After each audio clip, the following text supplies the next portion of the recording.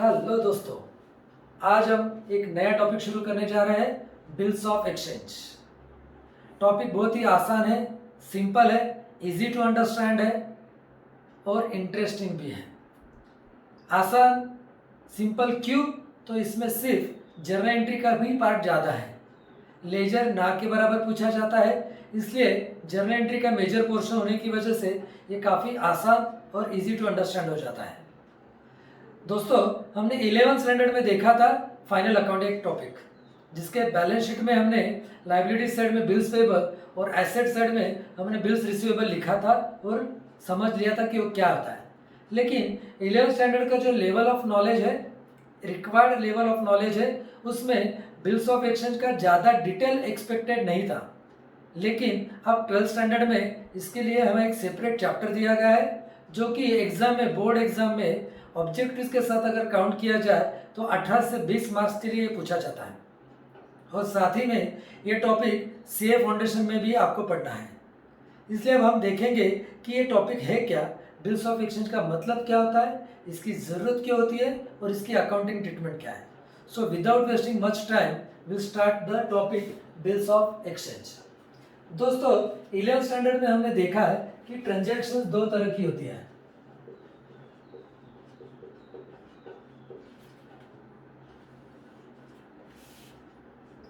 एक तो होती है कैश ट्रांजैक्शन और सेकंड होती है क्रेडिट ट्रांजैक्शंस।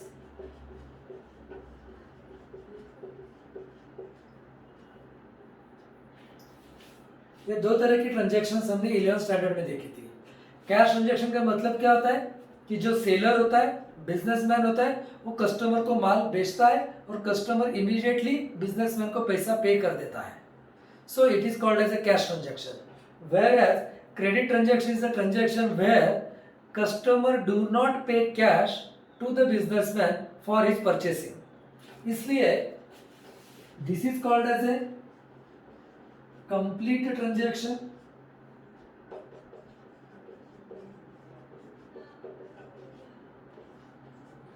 सेफ ट्रांजैक्शन, क्योंकि दोनों पार्टियों ने अपना अपना रोल पूरा कर दिया है, इसलिए कंप्लीट है और सेफ भी है। बिजनेसमैन ने माल दे दिया है, गुड्स दे दिए है और कस्टमर ने बिजनेसमैन को पैसे दे दिए हैं। सो it is a complete, that's why it is safe also. और इसकी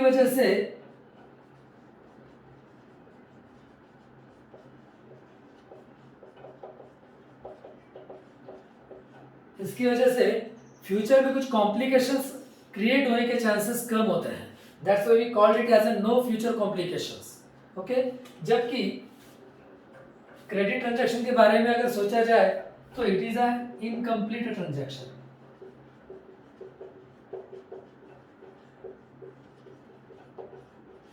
Why it is incomplete transaction? Because only one side is completed, one part of the transaction is completed, where businessman has handed over the goods to the customer, but customer have not paid the amount to the businessman. So it is an incomplete transaction. That's why it is unsafe transaction.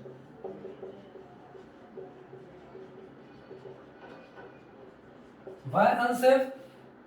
Because there are chances of future complications.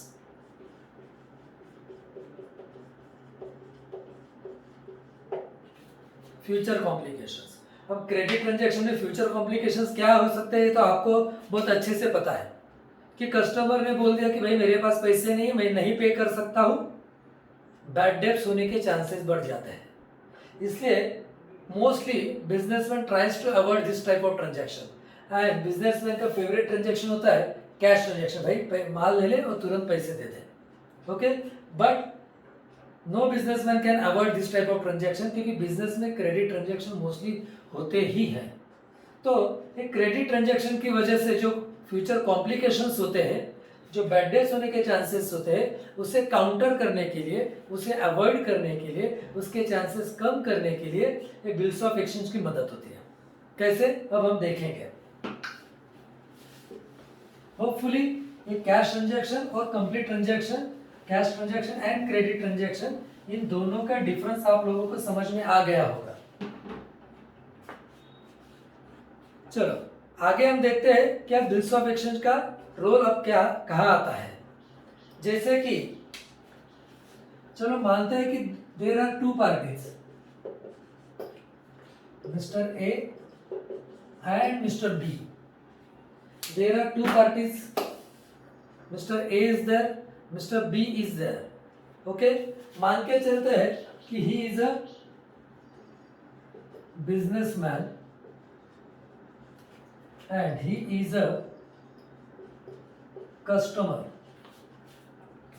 He is a customer. He is not a buyer till now. He is just a customer. कौन? Mister B. होता क्या है कि mister B mister A के पास आता है और कहता है कि भाई मेरे पास आज पैसे नहीं है लेकिन मुझे गुड्स चाहिए, तो kindly give me some goods and I will pay after some time. तो मिस्टर ए क्या करता है, मिस्टर बी को गुड्स सोल्ड करता है, but it is on the credit basis, so it is called as a credit sales. Okay, it is called as a credit sales. Now mister A who was a businessman, now he is a seller, now he is a seller. And mister B who was a customer, now he is a buyer.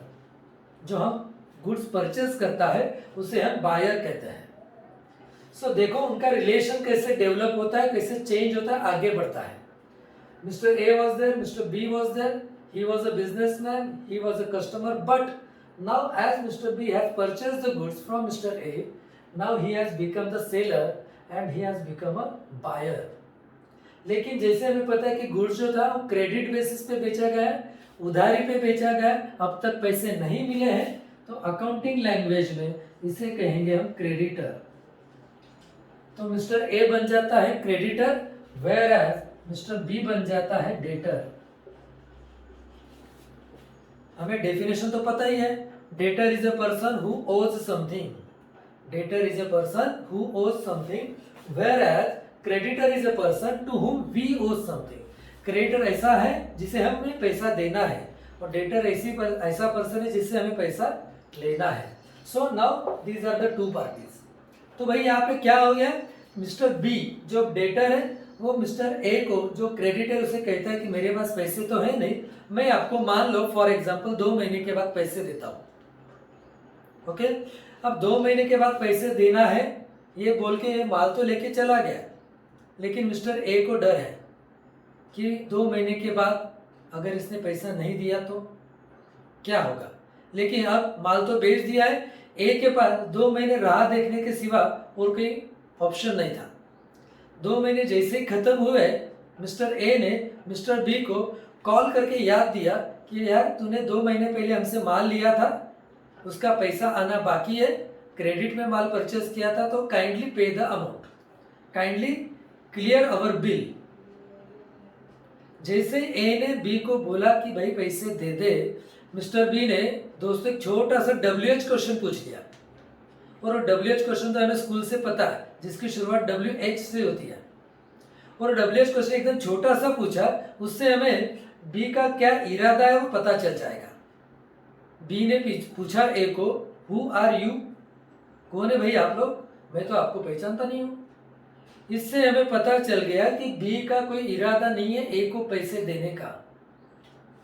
Now ए के पास भी कोई option नहीं है, क्योंकि ए के पास कोई proof नहीं था कि मिस्टर बी से मुझे पैसा लेना है। ए ने सोचा भी मैं पुलिस के पास चला जाऊं, पुलिस में कंप्लेंट कर दूं, but he is having no proof कि उससे मुझे पैसा लेना है, तो पुलिस भी उसकी कंप्लेंट रजिस्टर नहीं करवाएगी। So this is the first example, कि यहाँ पे एग्जाम्पल खत्म हो जाता है कि मिस्टर बी ने उसके पैसे नहीं दिए, एंड जो मैं फ्यूचर कॉम्प्लिकेशंस की बात कर रहा था वो यहाँ पे क्रिएट हो गए, इसने पैसे डुबो दिए, बैड डेब्ट्स हो गए। ओके, एग्जाम्पल नंबर 2 लेते हैं हम। पार्टीज के नाम बदल देते हैं, थोड़ा सा चेंज हो जाएगा। Mister X and mister Y. Mr. X is a businessman and Mr. Y is a customer. Same thing is happening over here again. Y ने X को रिक्वेस्ट किया कि मेरे पास आज पैसा नहीं है लेकिन मुझे गुड्स चाहिए, तो बिजनेसमैन ने उसे क्रेडिट पे माल बेचा है। Now businessman is a seller and customer is now buyer. लेकिन जैसे हमें पता है कि गुड्स क्रेडिट पे मतलब उधारी पे बेचा गया, तो mister X is now creditor and mister Y is now debtor.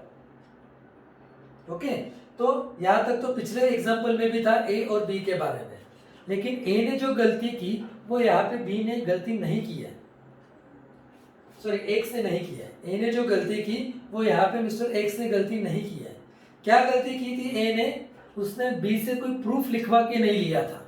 यहाँ पे क्या होता है देखो, जैसे वाई ने एक्स को रिक्वेस्ट किया कि मुझे माल चाहिए लेकिन पैसे अभी नहीं, मैं 2 महीने के बाद पैसे दूंगा, तो एक्स ने भी कहा कोई हर्ष नहीं भैया, तू लेके जा माल, मुझे कोई ऑब्जेक्शन नहीं है, मैं तुझे उधारी पे माल दे देता हूँ, लेकिन हमारे रिलेशंस अच्छे रहे, आगे जाके कुछ कॉम्प्लिकेशंस ना हो, इसलिए क्या करते हैं, एक लीगली कुछ डॉक्यूमेंट बना लेते हैं। एक्स ने वाई को कहा कि एक लीगल कुछ डॉक्यूमेंट बनवा लेते हैं जिसे हम कहेंगे बिल्स ऑफ एक्सचेंज, जिसे हम कहेंगे बिल्स ऑफ एक्सचेंज। तो मिस्टर एक्स ने मिस्टर वाई के नाम से एक डॉक्यूमेंट बनवाया जिसमें लिखा गया कि आज के डेट में एक्स ने वाई को माल बेचा था और 2 महीने के बाद वाई एक्स को पैसे देने वाला है, ऐसा उसमें क्लियर कट लिखवा लिया। उसे लीगल डॉक्यूमेंट के तौर पे एक स्टैंप यहाँ पे लगवा लिया, मतलब उसे लीगल प्रोसीजर में एक्सेप्ट किया जाए, आगे जाके अगर कुछ कॉम्प्लिकेशन होते हैं तो। और इस पे मिस्टर वाई का यहाँ पे सिग्नेचर लिया जाएगा। वाई का सिग्नेचर क्यों लिया जाएगा? अगर आगे जाके कुछ कॉम्प्लिकेशंस होते हैं और कोर्ट में अगर ये बिल प्रेजेंट करना पड़ता है तो कोर्ट पूछेगा कि अगर इसमें इसकी सिग्नेचर है तो ही हम इसे लीगल प्रूफ एक्सेप्ट करेंगे, as a legal proof accept करेंगे। तो as a legal proof accept होने के लिए बहुत जरूरी था कि एक्स ने बिल पे वाई का सिग्नेचर लेना बहुत जरूरी था। तो ये बिल होने की वजह से आगे अगर कॉम्प्लिकेशंस भी होते हैं तो x now can present this bill to the court of law as a legal proof, and in that case x will get the justice, तो x को जस्टिस मिल सकता है और y को पैसा देना पड़ेगा क्योंकि x के पास तो प्रूफ है। ओके, तो ये हो गया बिल ऑफ एक्सचेंज का इंपॉर्टेंस, लीगली इंपॉर्टेंस, कि legal in the court of law भी इसे एज अ प्रूफ एक्सेप्ट किया जाता है अगर ये प्रॉपरली स्टैम्प्ड हो और अगर ये properly signed by the drawee हो, कस्टमर हो। ओके, तो आगे और कुछ कंसेप्ट्स इसमें आते हैं। जैसे अभी मैंने बताया कि मिस्टर एक्स मिस्टर वाई के नाम से एक बिल बनाएगा, listen the word proper, X Y के नाम से एक बिल बनाएगा। बिल बनाना इसे अकाउंटिंग लैंग्वेज में कहते हैं बिल ड्रॉ करना। बिल बनाना इसका मतलब होता है, अकाउंटिंग में उसे कहा जाता है बिल ड्रॉ करना।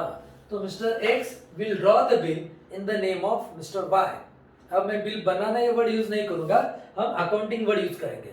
Mister X will draw a bill in the name of mister Y. Okay, तो क्या होता है देखो आगे। जैसे हमें पता है जो क्रिकेट खेलता है उसे क्रिकेटर कहते हैं, जो गाड़ी ड्राइव करता है उसे ड्राइवर कहते हैं। जो क्रिकेट खेलता है उसे क्रिकेटर, जो गाड़ी ड्राइव करता है उसे ड्राइवर कहते हैं। वैसे ही जो बिल ड्रॉ करता है उसे ड्रॉवर कहते हैं। जो बिल ड्रॉ करता है उसे ड्रॉवर कहते हैं। ओके, और जिसके नाम से बिल बनाया जाता है, मतलब कस्टमर जिससे पैसा लेना है हमें, बिल कौन बनाएगा? जिसे पैसा लेना है, और जिससे लेना है उसके नाम से बनाया जाएगा, उसे कहते हैं ड्रॉवी। उसे हम कहेंगे ड्रॉवी। जो बिल बनाता है उसे कहते हैं ड्रॉवी, सॉरी ड्रॉवर। जिसके नाम से बनाया जाता है उसे कहते हैं ड्रॉवी। तो सिर्फ बिल बनाने से, एक्स ने बिल बनाने से उसे लीगल एक्सेप्टेंस हो जाएगा, कोर्ट उसे एज अ प्रूफ एक्सेप्ट करेगा? तो नहीं। जैसे मैंने कहा कि डेटर ने मतलब कस्टमर ने उस पर साइन करना, सिग्नेचर करना जरूरी है। जैसे ये बिल ड्रॉ करता है वैसे डेटर बिल एक्सेप्ट करता है। वो एक्सेप्ट करता कि हाँ भाई मुझे मंजूर है कि ये बिल के पैसे मुझे देना बाकी है, I am accepting this bill. So that's why drawee is also called as a acceptor of bill. जैसे ड्रॉ करने को, जो ड्रॉ करने वाला है उसे ड्रॉवर कहते हैं, वैसे एक्सेप्ट करने वाले को एक्सेप्टर कहते हैं। ओके, यहाँ तक तो समझ में आ गया, कंसेप्ट्स बढ़ रहे हैं आगे आगे, उनका रिलेशन भी डेवलप होते जा रहा है। लास्ट इंपॉर्टेंट पॉइंट, अब ये जो बिल है इसके पैसे 2 महीने के बाद पेड होंगे। 2 महीने के बाद इस बिल के पैसे मिलेंगे, जो हमने एग्जाम्पल में 2 महीने कंसिडर किए थे। बिल का पीरियड कुछ भी अलग अलग भी हो सकता है, इस एग्जाम्पल में हमने 2 महीने कंसिडर किया है। तो ये 2 महीने के बाद मिस्टर एक्स को इस बिल के पैसे मिलने वाले हैं, रिसीव्ड होने वाले हैं, अब तक मिले नहीं है, फ्यूचर में रिसीवेबल है, इसलिए from drawer's point of view it is called as a bills receivable. इसलिए from drawer's point of view it is called as a bills receivable. And from drawee's point of view mister Y is liable to pay to mister X. Mister Y is liable to pay the amount to Mr. X. So, from Drawey's point of view, it is called as a bills payable. और drawee के books में इसे क्या कहेंगे हम? Bills payable. सो पिछले साल 11th में हमने जो bills receivable and bills payable देखा था, उसके पीछे इतने स्टेप्स आते हैं, इतना डिटेल हिस्ट्री उसके पीछे होता है। So this is bills receivable and this is bills payable. Hopefully मैं कंसीडर करता हूँ कि आपको, मैं मानता हूँ कि आपको ये कंसेप्ट यहाँ तक समझ में आ गए होंगे। अब आती है बात, सर बिल्स ऑफ एक्सचेंज का मतलब क्या होता है, या पूरी डेफिनेशन क्या होती है? सो बिल्स ऑफ एक्सचेंज की मैं डेफिनेशन आपको बताता हूँ, लेक्चर के बाद आप वो सुन के फिर से अपने नोटबुक में लिख लेना है। So it is a instrument, और it is an instrument in writing containing an unconditional order signed by the drawer directing a certain person to pay a certain sum of money only to or to the order of a certain person or to the bearer of the instrument. थोड़ी सी definition बड़ी है, थोड़ी सी complicated है, but it is given in the act. हमारे देश में एक act है, एक कानून बना हुआ है, द निगोशिएबल इंस्ट्रूमेंट एक्ट। इस एक्ट में ये डेफिनेशन दी गई है। As per that act this is the definition, these are the steps.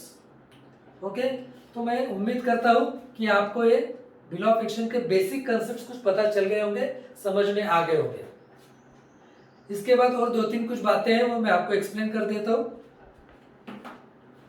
Drawer तो हमें पता चल गया, जो बिल ड्रॉ करता है ही is called as a drawer.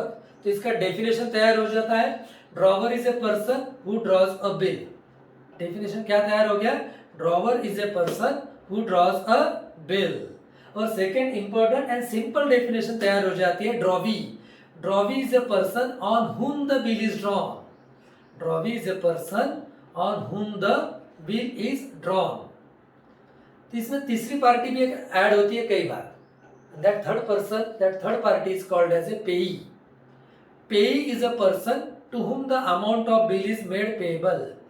पेई is a person to whom the amount is made payable. Payee एक तीसरा पर्सन होता है। मान लो यहाँ पे mister X is there who has sold goods to mister Y, लेकिन जब एक्स ने वाई को गुड्स बेचा है, तो भाई ये भी तो पॉसिबल है कि एक्स ने भी किसी से माल परचेस किया होगा। तो मानते हैं कि एक्स ने मिस्टर जेड से माल परचेस किया था, और वही माल परचेस करके उसने वाई को बेचा है। जैसे एक्स को वाई से पैसा लेना है, वैसे ही एक्स को जेड को पैसा देना है। तो एक्स क्या करेगा? वाई से मिला हुआ बिल जेड को देगा, और वाई को इन्फॉर्म करेगा कि जब 2 महीने के बाद तू पैसा देगा तो मुझे ना देते हुए डायरेक्टली मिस्टर जेड को दे दे। तो ये जो तीसरा बंदा आता है, तीसरी पार्टी जो पिक्चर में आती है, that third person is called as a, that third party is called as a payee. So the definition says payee is a person to whom the amount of bill is made payable। आगे जाके और एक concept आती है, due date. Due date क्या होती है concept? The date on which drawee is expected to pay the amount of bill. The date on which drawee is expected to pay the amount of bill is called as due date. जिस date को drawee bill के पैसे पे करेगा, that date is called as a due date। Okay, तो हमने अब तक 4 कंसेप्ट देख लिए, ड्रॉवर, ड्रॉवी, पेई एंड ड्यू डेट। और कुछ 2-4 छोटी बड़ी कंसेप्ट है, वो भी आपको बता देता हूं, मतलब इसके बेसिक कंसेप्ट सब क्लियर हो जाएंगे। ग्रेस ऑफ डेज या फिर ग्रेस डेज। ओके, सो क्या होता है ग्रेस डेज? तो जो भी पीरियड ड्रॉवी को दिया गया, जैसे इस एग्जांपल में हमने देखा ड्रॉवर ने ड्रॉवी को 2 महीने का पीरियड दिया था कि भाई तू मुझे 2 महीने के बाद पैसे दे। In each and every bill whatever period is given to the drawee, in addition to that 3 extra days are given to make the arrangement of the bill, to make the arrangement of money. These compulsory 3 extra days given to the drawee by the drawer are called as a days of grace or grace days. Okay, तो compulsory याद रखना है जब हम due date calculate करेंगे तब जो भी पीरियड दिया होगा, जैसे इस प्रॉब्लम में, इस एग्जांपल में 2 महीने का पीरियड दिया था, उसमें कंपल्सरी 3 दिन ऐड करने हैं, उसे कहेंगे ग्रेस डेज। ओके, उसके बाद एक अगली कंसेप्ट आती है endorsement of bill. Okay, now what is the concept endorsement? Endorse करना मतलब ट्रांसफर करना। जैसे अभी पिछले एग्जांपल में मैंने बताया कि वाई से मिला हुआ बिल एक्स ने जेड को दे दिया और वाई को बोला गया कि तू भाई पैसे डायरेक्टली जेड को दे दे। जब ऐसा बिल ट्रांसफर करते हैं उसे कहते हैं एंडोर्समेंट ऑफ बिल। और यहाँ पे फिर से ट्रांसफर कौन कर रहा है? मिस्टर एक्स कर रहा है। किसे कर रहा है? जेड को कर रहा है। तो जो ट्रांसफर करेगा उसे एंडोर्सर कहा जाएगा। Endorser is a person who endorse the bill. Endorser is a person who endorse the bill. और जिसे बिल ट्रांसफर किया गया मिस्टर जेड, उसे कहेंगे endorsee. Endorsee is a person to whom the bill is endorsed. Endorsee is a person to whom the bill is endorsed. Okay, तो दोस्तों ये कुछ बेसिक कंसेप्ट थे जो मैंने आज आपको एक्सप्लेन करने की कोशिश की है। उम्मीद करता हूँ कि आप सभी को एक कंसेप्ट समझ में आई होंगी और बिल ऑफ एक्सचेंज का बेस इंट्रोडक्शन समझ में आ गया होगा। इससे अगर आपको ध्यान में आता है तो समझ में आएगा कि टॉपिक भी आगे जाके काफ़ी इजी होने वाला है। कुछ सिंपल ट्रांजैक्शंस हो गए, क्रेडिट सेल की ट्रांजैक्शन होगी जो हमने 11th में पढ़ ली थी, 11th स्टैंडर्ड में हमने पढ़ी हुई है, लिखी हुई है। क्रेडिट सेल की ट्रांजैक्शन क्या होती है, फिर बिल ड्रॉ किया जाता है, फिर बिल एक्सेप्ट किया जाता है। ये काफ़ी बातें हैं जिसकी सिंपल एंट्रीज हमें करनी है, देखनी है, सीखनी है, जो हम अगले लेक्चर में जरूर सीखेंगे। मुझे कमेंट बॉक्स में बताना है, इसमें भी अगर कुछ आपको डाउट्स है तो वो भी बताओ। और समझ में आता है, टॉपिक्स इजी लगता है, वीडियो अच्छा लगता है तो भी कमेंट बॉक्स में नीचे बताना है। और इस चैनल को, इस वीडियो को ज़्यादा से ज़्यादा अपने दोस्तों के साथ शेयर करना है ताकि उन लोगों को भी ये कंसेप्ट समझ में आ जाए और कुछ डाउट्स हो तो क्लियर हो जाए। इसी उम्मीद के साथ आज का ये लेक्चर, आज का ये वीडियो यहीं पे हम खत्म करते हैं। मिलेंगे बहुत जल्द अगले लेक्चर में, अगले वीडियो में, अगले टॉपिक के साथ। Thank you, take care, stay home, stay safe, bye bye.